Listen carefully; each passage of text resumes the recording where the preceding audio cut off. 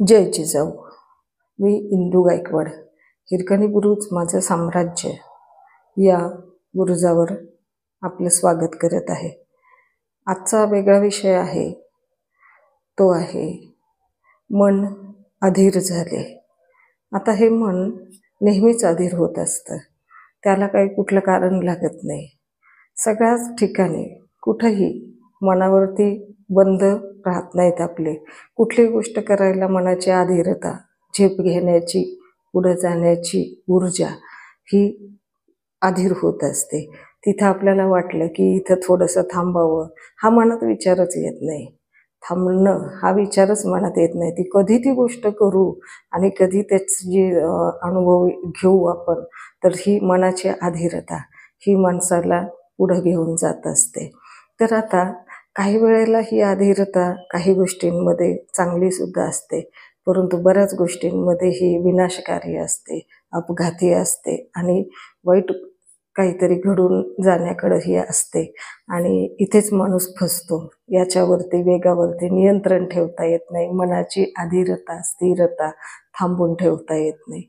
आता बघा, पावसाळा चालू आहे, जोरदार पाऊस चालू आहे, सगळीकडे अगदी मुसळधार पावसाचा जोर आहे सगळ्या ठिकाणी. मुंबईचा समुद्र लाटांना घेऊन गेटवे ऑफ इंडिया पार केली आहे आणि ताज हॉटेलला भेटीला येत आहे. आणि त्याची मर्यादा सोडून तो आतुरतेने पुढे पुढे धावत आहे. आणि लोकसुद्धा त्याला पाहण्यासाठी पाण्यामध्ये येत आहेत. म्हणजे त्यांची मर्यादा सोडता येते आणि ते पाण्यामध्ये प्रवेश करून फोटोग्राफी करत आहे, त्याचा आनंद घ्यायला बघत आहे. हे किती घातक आहे आणि किती अपघात होण्याला का आमंत्रण देण्यासारखं आहे हे माहीत आहे लोकांना. तरी सुद्धा ते आतुरतेने त्या पाण्याकडं धाव घेत आहेत, झेपावत आहेत. पाणी इकडे धाव घेत आहे आणि माणूस सुद्धा त्या पाण्यामध्ये प्रवेश करायला धाव घेत आहे, त्याला फोटोग्राफीमध्ये टिपण्यासाठी. किती हा प्रकार वेगावरती धावणार आहे, वेगाच्या मागं धावणार आहे. आता पर्यटक फिरायला सुद्धा जाता येते. इथे डोंगरदऱ्यांमध्ये फिरता येते, गड किल्ले फिरता येते, शेवाळलेली जागा आहे, खडकांवरनं पाणी वाहतंय, पाय घसरता येते, चिखल झालेला आहे सगळीकडे, धबधबा कोसळतोय. त्या धबधब्यामध्ये त्याचा आनंद घेण्यासाठी, धबधब्यात भिजण्यासाठी, फोटो घेण्यासाठी, सेल्फी काढण्यासाठी लोक त्या धबधब्यात प्रवेश करत आहेत. जिथं बंधन आहे, जिथं मर्यादा आहे, त्या मर्यादेचं उल्लंघन करून, ते बंधन तोडून लोक त्यामध्ये उतरत आहेत. म्हणजे त्या ठिकाणीही अपघाताला निमंत्रण देत आहे. मनाला आवर नाही, बेधुंदपणे त्या पाण्यामध्ये प्रवेश करत आहेत. ही जी मनाची अधीरता आहे, ही मनाची अधीरता प्रचंड घातक आहे. पैशाचे पण तसंच आहे बघा. माणसाकडे पैसा भरपूर आला ना की माणूस स्थिर राहत नाही, त्याला अधीरता येते, वेग निर्माण होतो, तो कुठल्याही व्यसनांकडे जातो, वेगवेगळ्या वाईट गोष्टींकडे जातो आणि ते पैसे खर्च करत राहतो. त्याला मनाला आवर नाही घालता येत, मनाला स्थिर ठेवता येत नाही. हा पैसा ठेवायचा आहे कसा बाजूला, तो उधळायचा आणि नको त्या ठिकाणी खर्च करायचा. मन असं अधीर होतं की कुठं कुठं खर्च करू. तर अशा या वाईट गोष्टी, व्यसनं लागणं किंवा बाकीचे जे उधळपट्टी होणं, खर्च होणं, तर हे अधीरतेचं लक्षण आहे.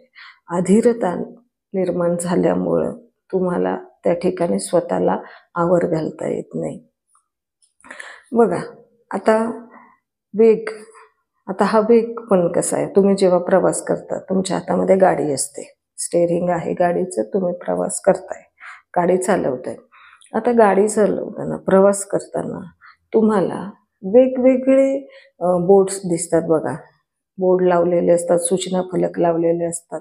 पहिले ते दगडांवरती लिहिलेलं असायचं, किती किलोमीटर राहिलं अंतर तुमचं, कुठलं गाव आहे, कुठं काय आहे, ते पहिलं दगडांवरती लिहिलेलं असायचं. आता बोर्ड लावलेले असतात मोठे मोठे, तुमची कुठल्या शहरामध्ये प्रवेश करता, तुम्ही कुठल्या हद्दीमध्ये प्रवेश करतायत, कुठलं गाव किती किलोमीटरवरती आहे, तुम्हाला प्रवास करताना घाट रस्ता आलाय, तीव्र वळण आलंय, अपघाती क्षेत्र आलेले, तीव्र चढ आहे, तीव्र उतार आहे, वेगाची मर्यादा एवढी एवढी ठेवा, वाहने सावकाश चालवा, इथे वन्य प्राण्यांचं क्षेत्र आहे, पुढे शाळा आहे, वाहने सावकाश चालवा. अशा वेगवेगळ्या प्रकारच्या अनेक सूचना दिलेल्या असतात. या सूचनाचं पालन करावं लागतं. थोडक्यात काय तर तुम्हाला तुमच्या मनाला आवर घालावा लागतो, तेव्हा तुमच्या वेगाला आवर घालता येतो. अधीर मन जे होतंय तुमचं, जे धावतंय पुढे, जे परिणामांची पर्वा करत नाही, जे पुढच्या गोष्टीचा विचार करत नाही, त्यासाठी तुमच्या मनाला आवर घालण्यासाठी या सूचना फलक तुम्हाला दिलेले असतात. त्याचं पालन करायचं असतं. नाही पालन केलं तर अपघाताला तुम्ही स्वतःहून निमंत्रण देत आहात आणि त्याचे परिणाम भोगावे लागतात. आता हे जे प्रमाण आहे, हे जे अपघात होण्याचं किंवा धोके निर्माण होण्याचं, वाईट तुमच्या आयुष्यामध्ये घडण्याचे, तर हे मनाला आवर न घालता आल्यामुळे होत असतात, मनावर नियंत्रण नसल्यामुळे होत असतात. मुलांचा अभ्यासाचं हे तसंच असतं बघा. मुलांना असं वाटतं आपण खूप अभ्यास करतो, असं करतो तसं करतो, एवढे तास मी अभ्यास करतो, एवढं वाचन करतो, एवढं लिखाण करतो, एवढं पाठांतर करतो, इतक्या प्रश्नपत्रिका सोडवतो, इतके भरपूर मार्क मिळवतो. पण हा त्यांचा जो भ्रम असतो, कसा असतो भ्रम, फक्त त्याच्यावर नियंत्रण न ठेवता फक्त वरवरचं केलेलं असतं, त्याच्या खोलीला घुसलेले नसतात. टॉपिक काय आहे माहीत करून घेतलेला नसतो. त्याच्यामध्ये काय आहे, त्या टॉपिकमध्ये काय आहे, त्याचा अर्थ काय आहे, याकडे बघितलं जात नाही. कारण खोलीमध्ये उतरतच नाही. वर फक्त धावायचं, वेग वाढवायचा, अभ्यासाचे तास वाढवायचे, अभ्यासाचं जास्त फक्त वाचन करत राहायचं, लक्षात काहीच ठेवायचं नाही. मग ते काय होतं, तुमचा फक्त वेळ वाया जातो आणि तुमचा हा जो वेग असतो, तो वेग तुमचा घातक ठरतो. तो तुम्हाला एक प्रकारे त्या ठिकाणी मागं घेऊन जातो. तो वेग पुढं नाही घेऊन जात, तो तुमचा नुकसानीचा वेग होतो.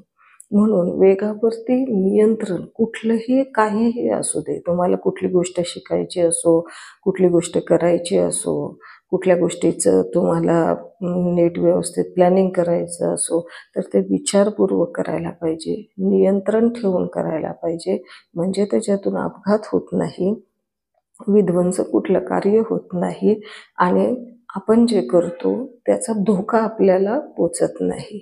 तर आपण ठरवल्याप्रमाणे व्यवस्थितरित्या आपलं काम म्हणा किंवा आपण काही आपलं कुठलीही गोष्ट असू दे, ती गोष्ट तुम्ही व्यवस्थितरित्या तुम्हाला फायद्याची ठरू शकते.